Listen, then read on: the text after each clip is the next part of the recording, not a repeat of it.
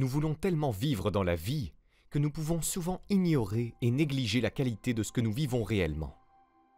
Et nous sommes si souvent attirés par des styles de vie pleins d'horaires chargés, de vie sociale active, de voyages fréquents, de réalisations et d'objectifs élaborés.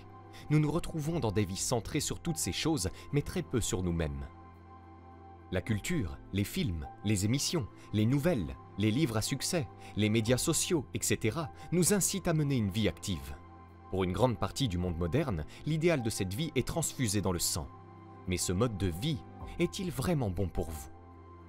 Souvent, les personnes qui mènent une vie très simple, modeste et tranquille sont considérées comme non exceptionnelles, sans succès, perdantes, etc. Il peut être difficile de considérer une vie simple et tranquille dans une relative obscurité comme quelque chose d'attrayant, de remarquable, d'intentionnel et de difficile. Mais en vérité, pour au moins une partie d'entre nous, ce genre de vie est en fait un effort rédempteur qui témoigne d'une immense discipline et sagesse. Si un homme ne suit pas le rythme de ses compagnons, c'est peut-être parce qu'il entend un autre tambour, qu'il marche au rythme de la musique qu'il entend, aussi mesurée ou lointaine soit-elle, a écrit l'écrivain et philosophe transcendentaliste américain du XIXe siècle, Henry David Thoreau. Thoreau a consacré une grande partie de sa vie et de sa philosophie à la valeur de la simplicité, de l'autonomie, de l'authenticité et de la séparation des influences et des conventions de la vie moderne. Il n'a pas seulement écrit sur ces concepts, il les a aussi vécus. Après avoir évité les parcours professionnels habituels et s'être lié d'amitié avec le père fondateur du mouvement philosophique transcendentaliste, Ralph Waldo Emerson, pendant des années, Thoreau a vécu seul dans une cabane dans les bois sur un terrain d'Emerson. Il y menait une vie simple, tranquille et isolée, se concentrant uniquement sur ce dont il pensait avoir vraiment besoin et ce qu'il appréciait. Il ne travaillait qu'1 jour par semaine, réduisait ses possessions matérielles au minimum, se séparait du monde social et culturel, s'immergeait dans la nature et se concentrait sur sa passion de l'écriture. Pendant cette période, il a écrit son œuvre maîtresse, Walden. Dans un passage de ce livre, il réfléchit à son époque et aux raisons qui l'ont poussé à vivre seul dans les bois, écrivant « Je suis allé dans les bois parce que je souhaitais vivre délibérément, n'affronter que les faits essentiels de la vie et voir si je ne pouvais pas apprendre ce qu'elle avait à m'enseigner et ne pas, au moment de mourir, découvrir que je n'avais pas vécu. Je voulais vivre profondément et aspirer toute la moelle de la vie. » Nous voulons tous vivre une bonne vie et réussir, mais combien de fois nous arrêtons-nous pour évaluer ce que pourrait être pour nous une vie bonne et réussie? Combien de fois réfléchissons-nous, non pas à l'aspect extérieur, mais à ce que nous ressentons de l'intérieur, le seul endroit où nous pouvons réellement en faire l'expérience? En clair, réussir signifie simplement avoir accompli de manière adéquate un objectif ou une tâche prédéterminée. Ainsi, on peut soutenir que la réussite dans la vie dépend uniquement du fait d'avoir déterminé de manière réfléchie un objectif global pour la façon dont vous voulez vivre et de vivre ensuite de manière adéquate de cette façon. Ainsi, ceux qui mènent une vie tranquille, modeste et simple ont tout autant de succès que ceux qui mènent une vie active et culturellement importante. Tant que dans les deux cas, les deux modes de vie sont intentionnellement recherchés, les deux réussissent également lorsqu'ils sont obtenus. Ce n'est que dans le cas où quelqu'un vit de manière non intentionnelle et sans délibération que l'on échoue. Ainsi, même sur le plus haut des trônes, dans la plus lointaine des destinations et dans la plus privée des pièces, nous pouvons tout aussi bien trouver des exemples d'échecs que dans une petite cabane dans les bois. Bien sûr, certains d'entre nous peuvent se trouver dans des conditions et des circonstances qu'ils n'ont pas choisies et dont ils ne peuvent pas facilement se libérer. Des conditions qui s'accompagnent de contraintes financières, mentales ou de santé et de responsabilités qui exigent des modes de vie que nous ne préférons peut-être pas. Et bien sûr, beaucoup d'entre nous préfèrent les vies occupées, frénétiques et matérielles.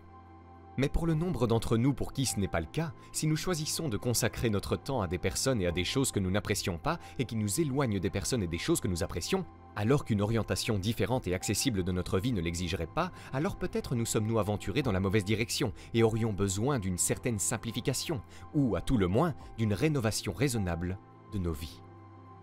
Inévitablement, nous devons tous consacrer une partie de notre temps à des personnes, des choses et des tâches que nous ne voulons pas. Mais la question essentielle que nous devons nous poser, lorsque nous le pouvons, est de savoir combien, pourquoi et pourquoi faire. Nous savons tous que le temps est la seule denrée qui ne peut être gagnée ou rachetée une fois qu'elle a disparu. Et dans un sens fondamental, c'est la seule chose que nous possédons vraiment. Et pourtant, nous l'échangeons souvent au hasard pour des raisons auxquelles nous ne réfléchissons pas vraiment. Nous ne laisserions jamais quelqu'un prendre notre argent, notre voiture ou n'importe lequel de nos biens, mais pourtant, nous laissons souvent librement des personnes, des choses et des expériences prendre notre temps chaque jour, mois, années et décennies.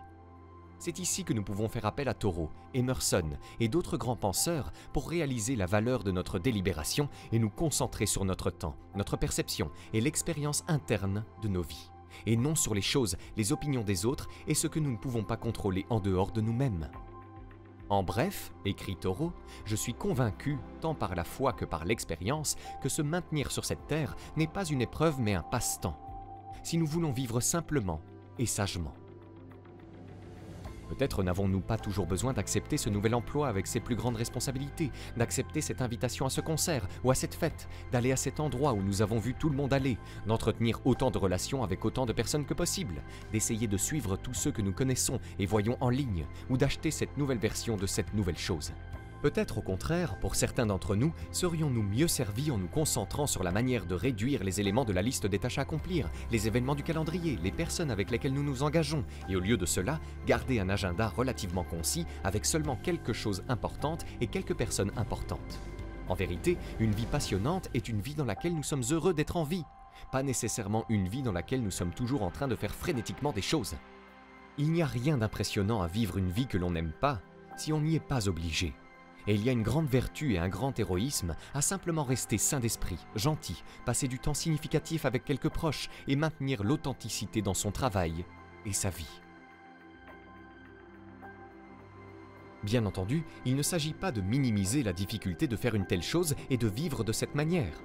Nager à contre-courant des conventions sociales, des attentes personnelles et culturelles, de ce que l'on fait actuellement, c'est comme essayer de revenir sur le rivage alors que la force du courant de l'océan vous tire de plus en plus vers le large.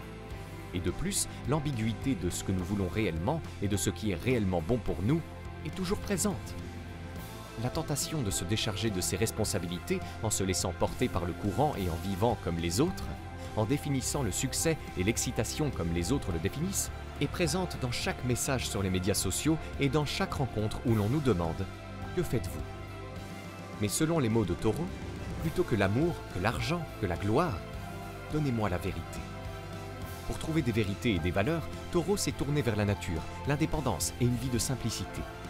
Mais on peut soutenir que l'endroit où nous regardons est peut-être bien moins important que la raison pour laquelle nous regardons là où nous le faisons.